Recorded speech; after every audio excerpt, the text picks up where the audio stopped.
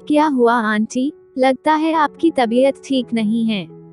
मेरी बेटी कोमल ने साथ वाले घर की मिसेस जोशी को गिरने से बचाने के लिए पकड़ते हुए कहा। वे अस्वस्थ सी लग रही थी और शायद सिर चकराने के कारण असंतुलित होकर गिरने वाली थी।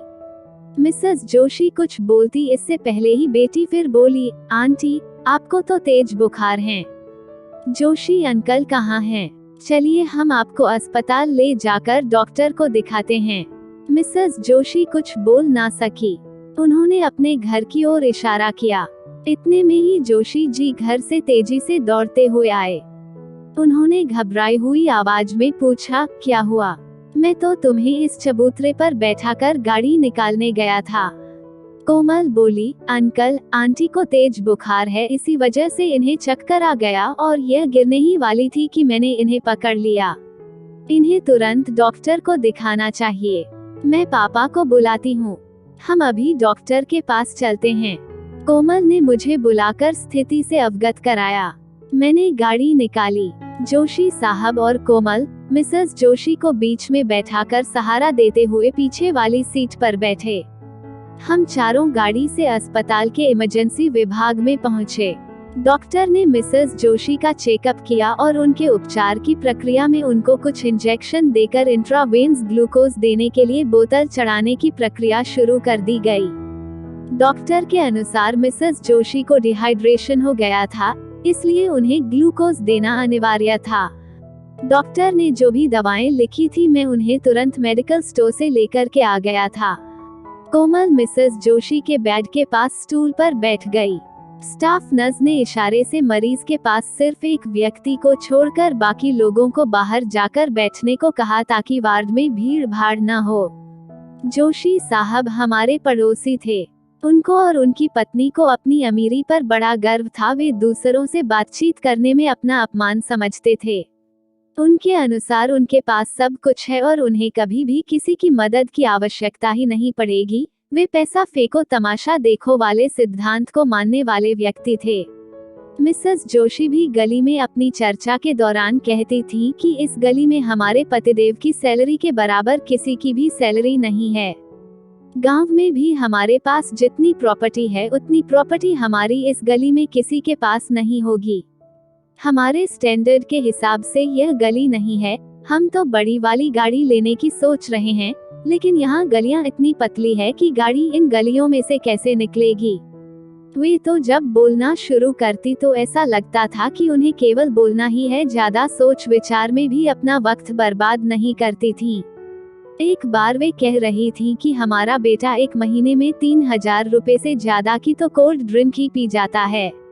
तब कोमल ने उनसे कहा था, आंटी, 10 रुपया प्रति बोतल के हिसाब से 3000 की 300 बोतलें हुई। एक महीने में 30 दिन होते हैं।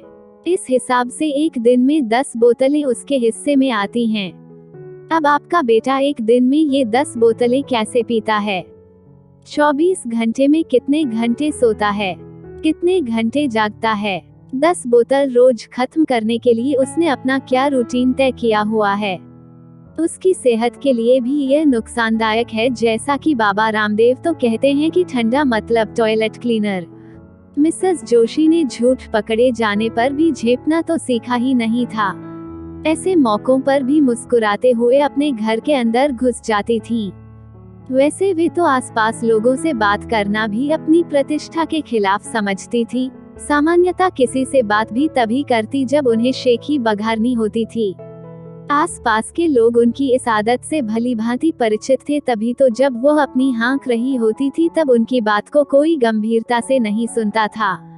मिस्टर जोशी उनसे भी 4 कदम बढ़कर थे। कभी किसी से बात नहीं करते, किसी के सुख दुख से उन्हें कुछ लेना देना नहीं था।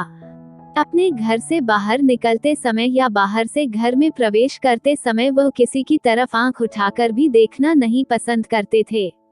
जोशी दंपति का शायद यही विचार था कि उनके पास बहुत सारा पैसा है। आज के समय में पैसे की मदद से कुछ भी किया जा सकता है। अगर आपके पास पैसा है तो उससे आप दुनिया की कोई भी सेवा प्राप्त कर सकते हैं। सीधा सा सिद्धांत है कि पैसा फेंको तमाशा देखो।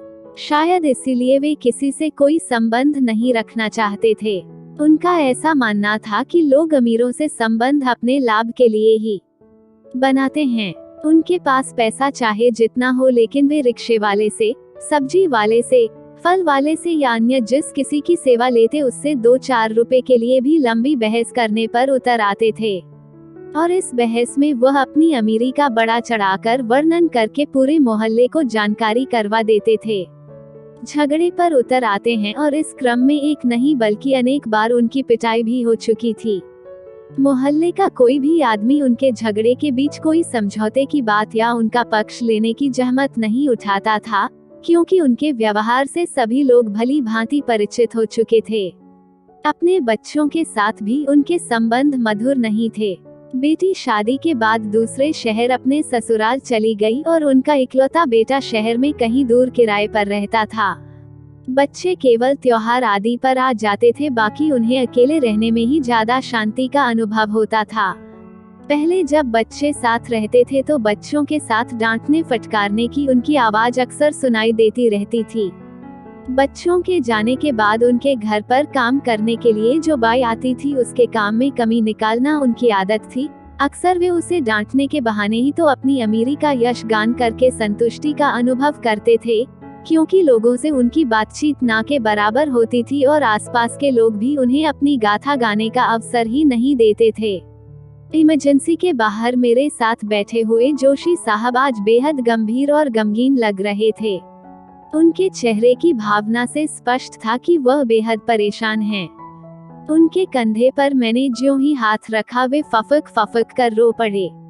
मैंने उन्हें धैर्य बंधाते हुए कहा, जोशी साहब आप बिल्कुल चिंता न करें, हम सब तन मन धन सहित आपके साथ हैं।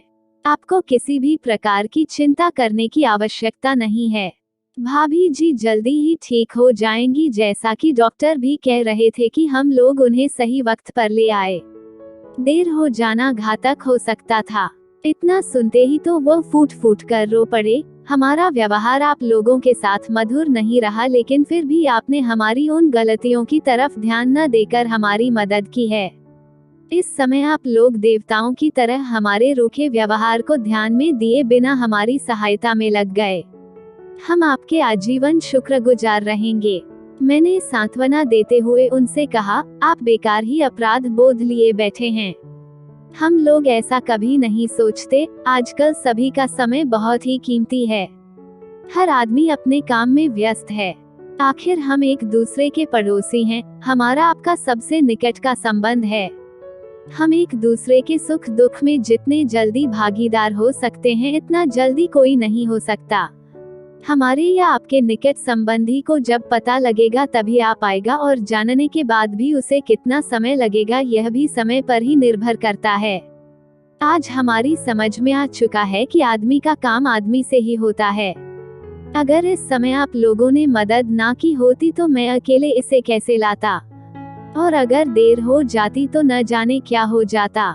इंसान की जान अमूल्य होती है, इसकी पैसे से तुलना नहीं की जा सकती है। मानवीय मूल्यों की कभी भी पैसे से तुलना नहीं की जा सकती। जोशी जी के मन से पश्चाताप की ज्वाला शांत नहीं हो रही थी। मैंने उन्हें इस विषय से पूरी तरह सुनिश्चित कर पूरा ध्यान भाभी जी के स्वास्थ्य की ओर लगाने के लिए कहा।